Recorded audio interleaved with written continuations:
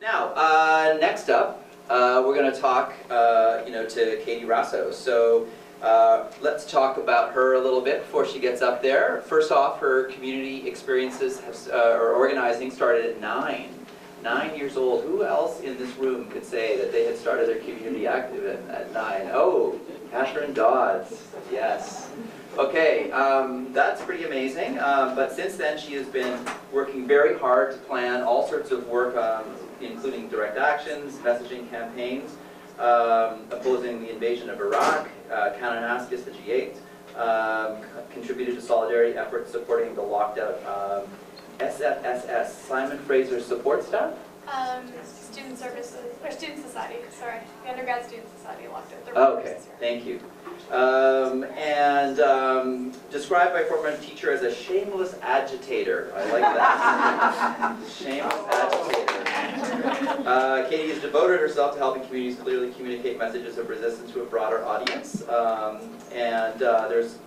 She's here today as one of a dozen community activists who organized Vancouver SlutWalk this past May.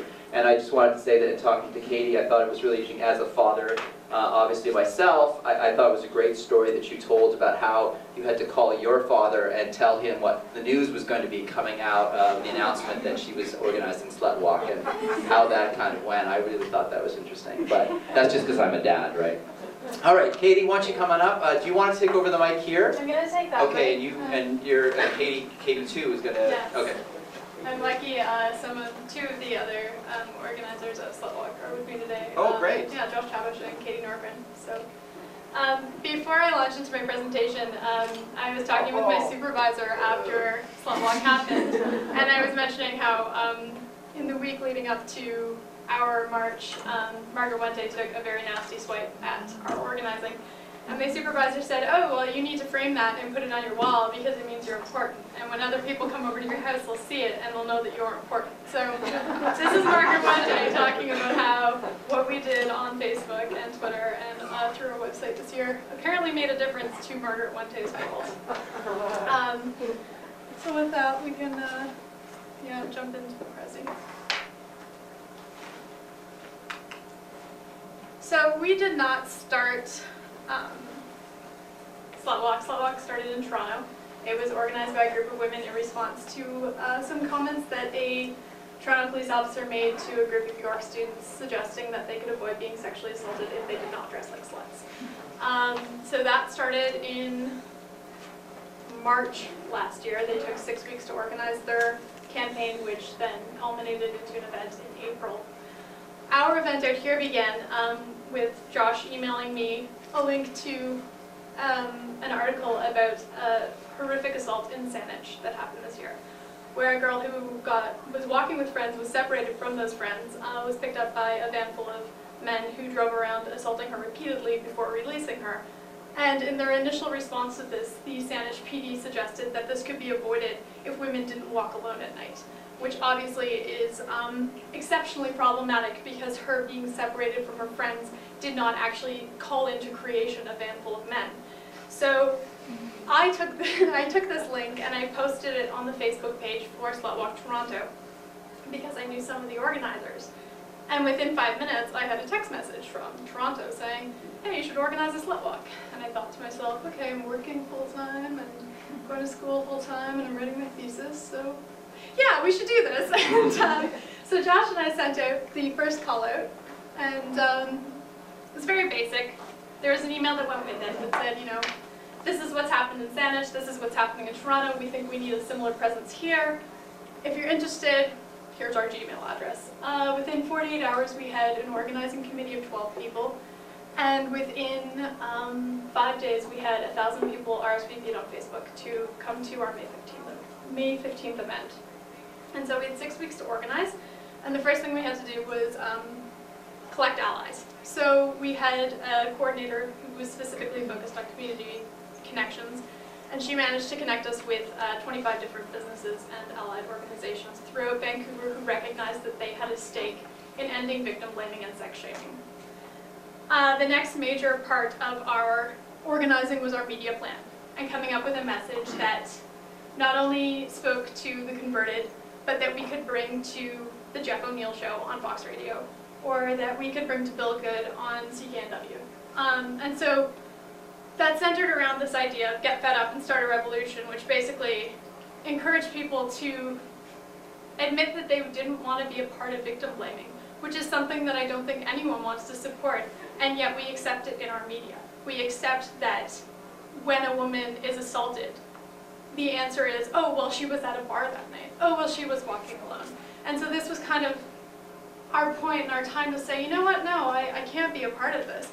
So this was where our messaging started, and we created a media plan, basically to kind of taper our interviews, because we were afraid that over 6 weeks, the media would get really excited with us, and then by the time our event happened, they'd be like, oh yeah, that happened, oh yeah, that's over. Not really recognizing that what was happening with SlutWalk was about to go international, and would continue going for months and months, and is still actually happening right now. So the next major component was facilitating conversations on our Facebook page, and this is where we interacted with participants the most. So we used our website with kind of the older generations who were interested in our event and our organizing, and we also used it to contact the media. Facebook was used to connect with 5,000 supporters for the event, and Twitter was used to connect with other SlutWalks that were happening. So that's how we shared information internationally about police presence, liability, planning routes, and all those fun things. And so Facebook was great because we could connect with people, but we quickly learned that it was also really problematic. Katie was the brave one who took on facilitating some very explosive conversations, and the problem with Facebook is that it's not really a place to have productive conversation. It's often a place where very angry sides collide into these unresolvable conflicts. And it was excruciating, and it was just depleting, and we actually created a schedule so that different people would monitor for different hours during the day, because it was just so overwhelming to go on there and to read some of the things that were being written. So it was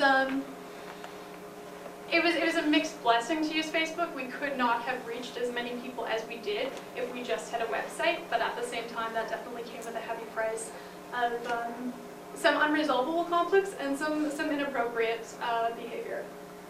And another tough decision that we had to face was dealing with 24 Hours, who about a month before our event wrote, they pulled a very inappropriate Wire article about SlutWalk. And what they had done was they didn't interview any of the organizers of SlutWalk Toronto. They listened to some speeches that were available online and they quoted them. And then they were going onto Facebook pages for different SlutWalks and pulling quotes from participants. And so they were quoting people who were saying, oh, I'm going to dress like such a slut for this, and I'm going to wear my slut lipstick for this. And it was just really frustrating because it was clearly not representing what was happening, and it was just really lazily and problematically framing our event. So I took this to Collective and I said, I think we need to shut 24 Hours out of our media plan. And that was a really terrifying decision to make, because we were afraid that if we wrote this letter to 24 Hours, other journalists might respond and be like, you know what, like, it's not okay to cut out a journalist because of a bad Wire story. What happened instead was we would admit this to journalists, and we actually got a lot of sympathy from, I think, journalists who really do take their work very seriously. And as a result, we were seeing these incredible pieces that were being written in West Ender and Georgia Strait, and even on different mainstream media websites. And it was just really a really inspiring moment to see that, we could actually take a stand, and say that we wouldn't support, I think I said, being used as shock fodder, and that we actually expected our journalists that we interacted with to rise to a certain level. And so this was the one time that we had to confront media, and after that we actually saw an exceptional level of representation and accuracy. And part of, I think, the accuracy was brought about by our 1,000 Stories campaign. Early on, Katie was very good at saying when we were doing interviews, this isn't slut drag. You're not coming out to this event to put on clothes that you perceive as being the things that sluts wear, because there is no such thing as dressing like a slut, and there's no such thing as dressing for assault. And so we started the 1,000 Story campaign for different participants to give their story as to why SlutWalk spoke to them, why they were participating, and then to bring a picture of their shoes that they would be wearing. And what we saw through this campaign was the exceptional diversity of our participants, the number of male allies who wanted to speak up, to have a place to say, you know what, this is not my victim blaming, this is not my culture. And through this, we saw that actually, you know, this wasn't a bunch of stilettos, as 24 Hours had put it. And this was actually a collection of running shoes and flats and people who were, you know, wearing their most comfortable shoes to come out and take a march and take a stand together. Despite that, there was some coverage that followed, which still tried to find the stilettos amongst the crowd. This is one of the CTV's pictures from our march. But this made me happy. It's like, all right, the journalist who posted this may have not gotten this, but the community who looked at it definitely understood what was going on. So I think that our success was demonstrated by our ability to get 2,500 people out in Vancouver on May 15th. And generally speaking, I've been taught that the general rule for Facebook organizing is that 1/3 to 1/4 of your RSVPs will show up to an event, and we had half of our RSVPs show up, which I thought was exceptional. On a rainy Sunday morning, as we stood there in the pouring rain thinking, oh my God, what's going to happen, and what if only 50 people showed up? We were setting up a tent, and then we looked back up, and suddenly there were 2,000 people, and we were like, okay, this is happening. This is really happening. So these are kind of the brand elements that we had at the day of. These were our stickers that we were distributing, our banner, and our poster message, which, yes, was lovingly provided as a t-shirt by Oddball Workshops. Yeah, and I think that the coherency and the tightness of, I struggle because I feel like a sleaze, but the tightness of our brand was really important because we were dealing with a really sensitive issue, an easily misunderstood issue, and so it was really important to sit down and hammer out what this looked like, and I think that that's what allowed us to speak to so many people and to speak clearly despite potential media bias. And the last thing I'll say is that, going back to the idea of Twitter and talking to groups internationally, we were looking up something at a media meeting once, and this poster came up, and we're like, oh, Amsterdam's using our poster. But they hadn't changed, in the crown it said SlutWalk Vancouver, and they hadn't changed the date, they just pulled our poster, and we're using it for Amsterdam. So I emailed them and I said, hey Amsterdam, I see you're using our poster. Do you want some help, you know, making it accurate? And they were like, yeah. So I sat down and I reworked the crown and I reworked, you know, the information. But I think that what's interesting about the SlutWalk movement is we're seeing this new kind of organizing, which starts in one site, and other people internationally see themselves reflected in that moment and that movement and take it on themselves. And so while I was able to help Amsterdam start their organizing, they went on to create their own brand, which reflected Amsterdam's stakes in the SlutWalk movement. So while we're able to support each other moving forward, the key to these kind of satellite events is still being able to figure out what your stake is and making it a local issue. So that's SlutWalk Vancouver. Thank you.